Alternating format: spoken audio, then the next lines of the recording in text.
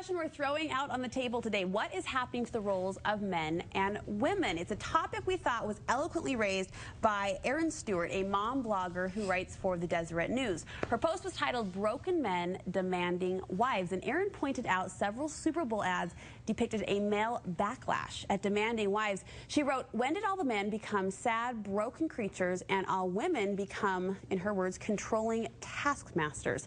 We asked a panel of real people in real marriages here to talk about the issue. We've got Annie Valentine, married 10 years and a blogger and newspaper columnist. Also joining us, Dave Webb, married 20 years and director of distributor communications at Zango. And my co-host, Darren Adams. We're going to jump right in here. A Super Bowl commercial really sets this whole topic up well, so I want your reactions and we'll talk on the other side. Take a look. I will shave. I will clean the sink after I shave. I will be at work by 8 a.m. I will sit through 2-hour meetings. I will put the seat down. I will separate the recycling. I will carry your lip balm.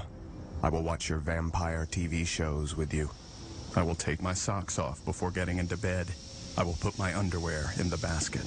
And because I do this, I will drive the car I want to drive. Charger. Okay, everyone in the studio is laughing. Yeah, it's kind of funny. Even Annie, you were chuckling a little bit. Well, I'm laughing because, frankly, you should clean out the sink after you shave, and your undies should go in the hamper. Okay, hold on. I'm going to start with Dave and Darren, though. Do men really feel like that? Is that a true depiction of how men feel? Do you think, in your opinion? I think once men can acknowledge that they are only ever 14-year-old boys, yeah. that's about where we come from. I don't think until I hear the commercial, I'm like, yeah, that is how I feel. I get depressed when I watch that commercial and these guys' faces, and I'm like, I can so relate to that. So do you think this is a commercial, is it about men and how they feel, or is it more about women? Oh, I think it's about, well, here's the thing. We're making it look like that's a bad thing, that a man would actually feel like he had to do all those things, and it was he's a broken man because he helps out around the house. Haven't we kind of come farther than that? Is this really any worse than 60 years ago when women did everything and men came home and the wife took off their shoes at the end of the day and rubbed their feet and made sure that it, you know, is that any better? Those are the good old days, Dave. What do we have to do? So you're saying it's kind of an appropriate shift of power? Well, I think that the shift of power obviously was necessary. Well, at some point. we had a great discussion outside. It's not so much that it's a shift of power, but it's having to acknowledge a balance. Yeah. And if there's ever an imbalance on one side or the other, whether the woman is too demanding or controlling in all senses and the man does nothing, that's troubling. And if the man is too power wielding and needing a pipe and slippers and the newspaper and quiet children, that's also wrong. So maybe we're getting closer to a balance, but the portrayal is certainly doesn't feel balanced anymore. So you and maybe men don't like it. Or maybe there's that. You throw out the word balance, and maybe you're kind of hinting that we're getting at the middle, Dave. Is that right? We're kind of meeting more in the middle? If we can believe the fairy tales from the 50s, where I know dads had the pipe and, you know, mom waiting with the apron on, and we watched Leave It to Beaver or Father Knows Best. Those were all pretty standard realities then. And, you know, the pendulum swings, and here we are a few years later, and any TV show, any commercial shows an incompetent guy, shows an incompetent dad. Well, I actually think one of the reasons that the pendulum has swung is because so many more couples now are getting married and they're getting together when they're young, when they're both in school together. They both have jobs together, and they start out in this marriage, and they're even. It is an even line. I'm doing the dishes tonight and you're folding the clothes because we're working the same amount of hours, we're going to school the same amount of hours. And it didn't used to be that way. Women started out at home. And I think that because of that, marriage just kind of evolves. I'll tell you what, when it comes to pants, there's no doubt that my husband is the boss of me, but he lets me think that I'm the boss in a lot of other things.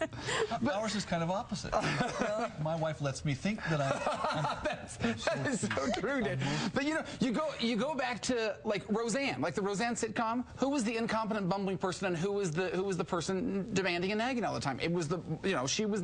Go to everybody. That was 20 years ago. Yeah, and Everybody Loves Raymond. It's still continuing now. King of Queens. All the sitcoms have the husband as the bumbling idiot who can't do anything, and the wife who has to call the shots. And I don't necessarily disagree. I'm surprised you're not. I'm almost a little offended as a female the way women are being portrayed, but you seem a little more okay with it. The thing that bothers me is that they portray it as a bad thing. That's what I don't like. I don't like that they're acting like men shouldn't have to help out around the house, and how dare we, you know, expect them to help with our home. Do you think women are an easy target, though? for these type of ads, would you say? Well, specific to the ad. Yeah. Wait, do you envision women as the target or as men as the target of these ads? I think it's pretty equally targeted in those particular commercials. I don't appreciate women being portrayed the way they do. I think you feel what they're saying is that women do this, and so men have this reaction. The commercial wasn't appealing to women at all. Talking to men. Just talking to men, and women who heard it thought, am I that way? And then the guys are like, no, honey. Exactly. But the difference between the commercial and the sitcom stuff, the commercial is saying, hey, men, grow a backbone and do something for yourself. But the reality is we better be helping out around the house. It has to be a partnership. Okay. Yeah, that's what I don't like. I don't like that they're making it look How like it's being women said. who are in a relationship. I'm married to a man who does the dishes every night. He comes home, and I've never asked of that. What's happening with that? Don't let that word get out. Well, you know what? He feels like, and like I said, I do not nag him about that. It's what he does. Yeah, that's what he does, and that would be the offensive part. I would agree with Brooke there, that they make it look like we expect this from our, well, okay, maybe we can. Okay, all right. It's a great topic. We're going to continue this topic because coming up next, the question we're throwing out, where is the guy who is not spineless but is sensitive at the same time? So talking about that balance that Dave was mentioning. Matt Townsend has been listening in on this discussion. There he is. He says the moment men start believing they're weak, women will be in a world of hurt. So Matt's relationship advice on this very topic next.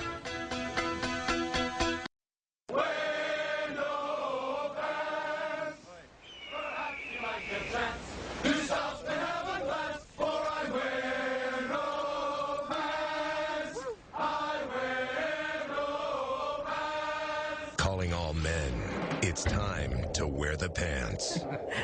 There's another ad for you right there. It's that striking that he man's emotional chord that while he proudly wears no pants, he could still perhaps get a free pair of Dockers if he makes a move on that in a hurry. So the question is that we're discussing, are we seeing a role change? Are men no longer wearing the pants? That's sort of been the topic of our panel discussion today. And now we've added this guy here, Studio 5 relationship coach Matt Townsend to the mix. You're the solutions guy. You're going to come up with the solutions to this whole balance problem, right? Whoever thought that the male anthem would be "I wear no pants"? That's Didn't see that one coming. Can I tell you, I hate the happen? phrase, who wears the pants? I do too. I hate it. What's with the pants? What about like shorts or culottes? Okay, notice something. Do you remember? Did you notice your last discussion? Did it get a little? Did you see a little energy in there? Is that what we call it? I hope. Did you see positive or negative energy? Brooke was throwing. It was all Brooke. It was all Brooke. Yeah, Brooke was Did you? Annie? You're making Now- fun of her side. Come on. Now, did you notice something? Did the guys? Do you feel like they get your side of this? Yes. I'm not 100% sure. Do you feel like they get your side? Well, I know my man gets my side. No, I think they do. I think there was a good understanding on both ends. Do you? Now, here's what I believe. What we're arguing about is our perception of what women think men are doing and what men think women are doing. Right. It's a perception issue. And notice how strongly we feel about it. Every viewer out there has a feeling on this, I'll bet you bucks. Women aren't just controlling, are they? No. Men should help, right? Yes. Sure. And women are a little controlling, Well, aren't and they? women want men to be a little controlling. Yeah. As women, we are way more comfortable and confident when our men takes his You control appreciate in certain it. But places. check this out. Have you guys ever tried to help and it just wasn't right? Oh, yeah. How many times did you try to do the Have you ever dishes, seen do it that in your wrong? world? Now watch. I don't want to start a fight, but watch this. It's the weirdest thing about this is it's not about whether we help or not. It's not about what's happened for the last 100 years, I don't believe. I believe it's about how we interpret each other and how I see you and how I think you are and how I need you to be. Okay, you're scaring me. And how I see you and how I need you to be. Now This we're is really about scared. interpretation. So 4 keys. If we're going to make it through this, we've got to learn to interpret each other better, okay?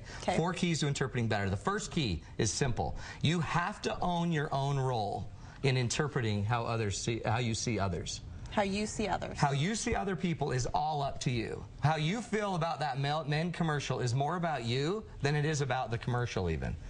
How we feel about it is how we feel about women is more about us than it is even what the women are doing It's like or that aren't mirror doing. idea you brought up before. It's like looking in a mirror. Yeah, that's exactly right. So if for example, if I think my wife's controlling, it's really more about me. I'd really rather that she be less controlling. And if we think men are spineless, it's really that women would rather have men more contributing and show a little more initiative. So all of our little arguments, all of our little disagreements, every interpretation we make, it's so up to us. We argue like we all have the corner on the market of truth on this issue even, but the reality is it's all an interpretation. All these are guesses. Do women see men differently? Yeah. Should we change? Absolutely. And we'll talk about that. That's what we call the paradox of it all. But we don't argue the paradox. So one of the keys of this is we need to own we're responsible. We're very keenly responsible for how you see your partner. So I love this. It's not their fault if we have a problem with it. It's our fault because it's our perception. It's all up to us then, right? And we can't go change the entire advertising world, but I can start changing today how I interpret my wife.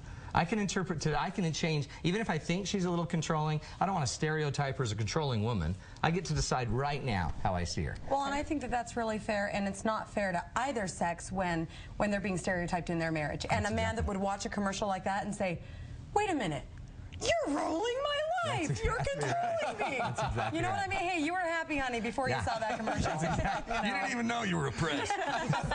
Till you saw that stupid That's our commercial. master plan. We pulled the wool over your eyes there, you know. Sure, have a cookie and be quiet. Yeah, just shut up. Go night-night. So if all of a sudden we understand we're responsible for it, then one of the things we need to start looking at are the whole, not the parts. A lot of times when we're interpreting somebody, we're not interpreting the whole person. We interpret the part, especially the part that annoys us. So when my wife is controlling, that's what I make her. Or when my wife controls our money, I call her a tightwad. She's not just a tightwad. She's also an incredible mother, wonderful person, wonderful cook, friend, neighbor, child, daughter of God, all these things is what she is. So you're saying when we focus on that bad thing, that suddenly becomes the big thing. That becomes the big label. So thought becomes action at that point. That's exactly right. So one of the rules of this is we've got to start focusing on our whole partnership, our whole partner. The best way to do that, by the way, and I think we've taught this on the show, is using the word and, not but. Not but. We just made the guys selfish because they don't help. And the wives controlling because they're obsessively controlling. And the reality is wives have maybe higher expectations, and sometimes they push really hard on those, and sometimes they're way ahead of us, and sometimes they're loving and caring and nice. And the guys sometimes are a little spineless, and sometimes are just trying to create peace. Dave didn't even blink on that.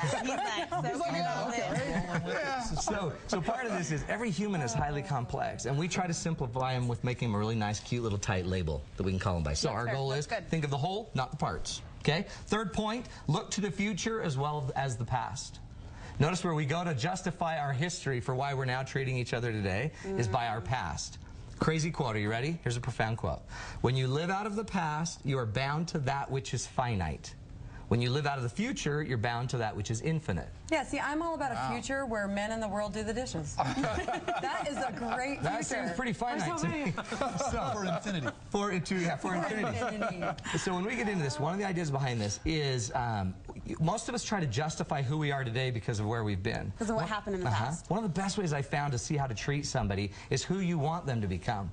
If I want my son to be honest and intelligent and smart and hardworking, and he hasn't been for 3 months, I don't want to just focus on what he hasn't been. I might start trying to project, dude, you can be so amazing, and when I see amazing, I'd make sure I point it out. If we want men to be less spineless, then let's focus on when they're not. Matt's, oh, go ahead. Matt's always got great ideas and great tips. In fact, you got a date night coming up. Yes. If people want more of what you just saw here. Got to be here Friday, May 14th, 7 o'clock at Noah's in South Jordan. Call the number, 747-2121. Register, and we'll change your life. This was fun, you guys. Thanks. Yeah. Thanks for stopping in. We've solved the world's problems right here. No with more Matt. issues. Thanks, Matt. No more pants either. No, Coming up next on Studio 5, we've got this amazing summer meal.